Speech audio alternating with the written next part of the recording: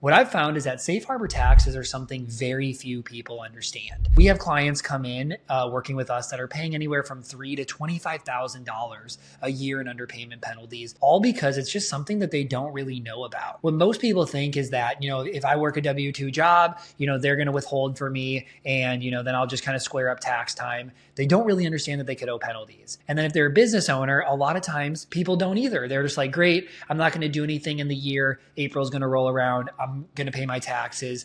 And since most people don't review their taxes, they don't know the difference between what they owe and what that part of that is that are penalties. Every time I ask somebody, I'm like, hey, did you realize you paid $12,000 under payment penalties last year? They had no idea. They just paid the bill that they were told to pay and they went on with their life. I want to help you avoid this. The only way to help you avoid this is by really digging into what safe harbor taxes are. What safe harbor really means and what it's all about is avoiding underpayment penalties. The IRS gives these guidelines, and as long as you hit these safe harbor numbers, you avoid penalties. Here's the way to do that. It's either 110% of your prior year's tax liability.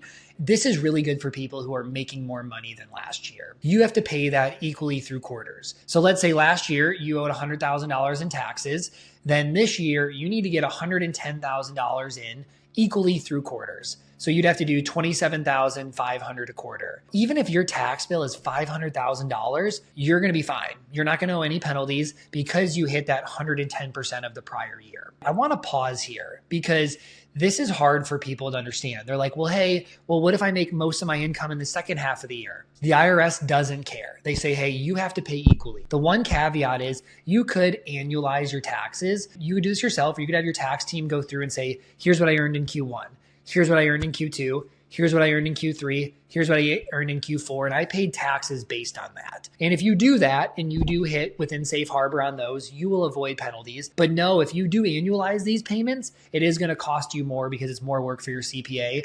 I don't find it super common that people do this, but it is a way around it. And I wanted to let you know about that caveat. The other option for safe harbor is to hit 90% of this year's taxes equally through quarters. So let's say that you have an estimate you're going to owe $100,000 in taxes this year. You would need to get in $90,000 through 4 quarters equally, so $22,500 a quarter. This is really the way for you to be able to avoid penalties. So it's either 110% of last year or 90% of the current year. The 110% works well if you're a growing business owner or you're growing your income and you're going to do way more than the prior year. Makes it simple, just do 110%. It doesn't have to guess. If you think you're going to make significantly less this year, 110% would be horrible. You would overpay, you would have to have a huge refund. So you'd want to do 90%. But the hard part with 90% is that you don't know where the year is going to end up. Like, let's say last year you had a huge bonus and this year you won't, so it's easier. But if you're a business owner and you're like, hey, I think I'm going to make quite a bit less, but then you end up making more,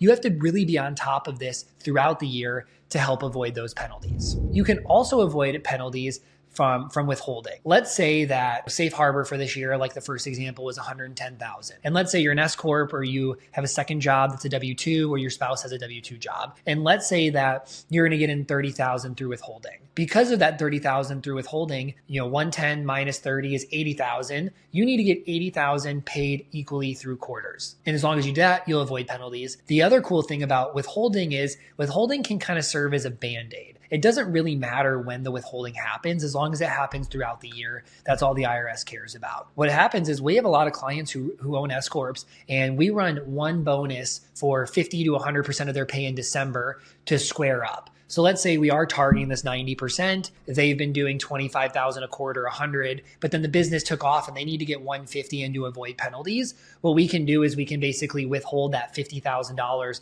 on that final pay stub to kind of serve as a Band-Aid and help avoid the penalties. We see this all the time with business owners, but we also see it all the time with employees. Employees maybe have RSUs that are withholding at 22% versus 37%, the tax rate they're in. Maybe they have bonuses that are withholding at 22 versus the tax rate they're in. And so to avoid underpayment penalties for these employees, they have to pay quarterly taxes or they have to scale up withholding a ton to make it work. Either one can work, but you need to be on track and on top of this to make sure that you're not wasting money on penalties. The other way that you can have penalties is just by being late on your taxes. So let's say, April 15th, your tax bill is due. Also, so is Q1. A lot of people get behind. And so if you don't make that payment by April 15th, even if you're extending till October 15th, penalties are starting to accrue. So you want to be on top of that as well. You need to be aware of when quarterly tax payments need to be made. I think most people are kind of surprised by the schedule. They think it'd be 3 months apart, but it's not. Your first Q1 payment is due April 15th. This is pretty hard for a lot of people because they're making their year before and their Q1 payment at the same time. So you need to be really on top of it because that's a lot of cash. And that's why you want to plan not only around safe harbor, right? Planning for safe harbor is step one, right? If you have to pay 25 a quarter, great, I'm saving 25 a quarter, but you also need to be saving for what you think you're going to owe above safe harbor, right? If you just do that, but then you're going to owe another $300,000 in taxes come April that you didn't plan for, plus Q1, that's now going to be way higher because your tax bill was so high, you're going to be in a tough spot. So you really need to plan for that. Second payment's June 15th. Then you have September 15th.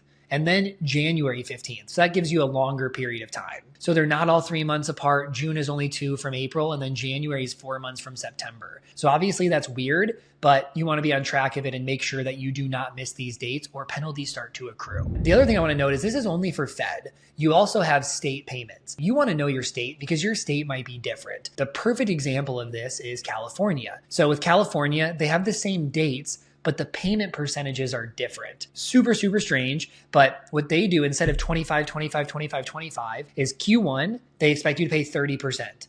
Q2, 40%. Q3, 0%. Q4, 30%.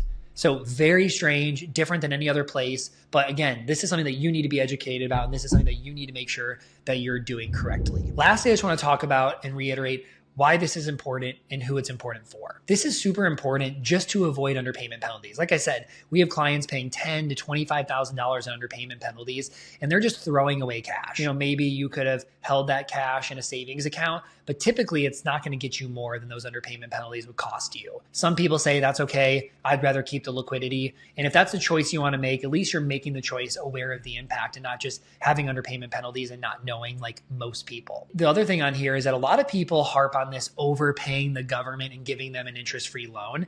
And that's just not something I care about personally. Most high net worth, high income people we work with end up overpaying some. And then what ends up happening is, let's say we know what their tax bill is going to be come April, they overpaid by $20K. They just apply that $20K to their Q1 payment and then reduce what needs to be paid for Q1. So it's really not a big deal. You're better off doing that than avoiding penalties in most situations. And then lastly, who's this important for?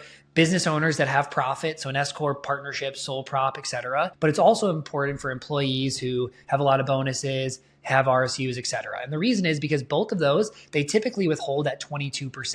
Some companies allow you to choose and withhold at a higher amount, but until those numbers are above $1 million, most times it's 22%. For my employees, those two are where those large penalties end up accruing and why quarterly tax payments end up mattering a ton. This also helps you lower your tax bill come April, which makes things easier to plan for. At the end of the day, safe harbor is super important. And really at the end of the day, tax planning is really important. And tax planning is planning for safe harbor, planning for what you owe above it, planning for all the tax moves you want to make to lower your lifetime effective tax bill. Go look at your tax return for last year. See if you had any underpayment penalties. And if you did, come up with a game plan for this year. Thank you for watching. If you enjoyed this video, please leave a like and go follow my page for more personal finance content. And as always, if you have any thoughts, please leave it in the comments below, and I promise to get back to each individual comment. See you next week.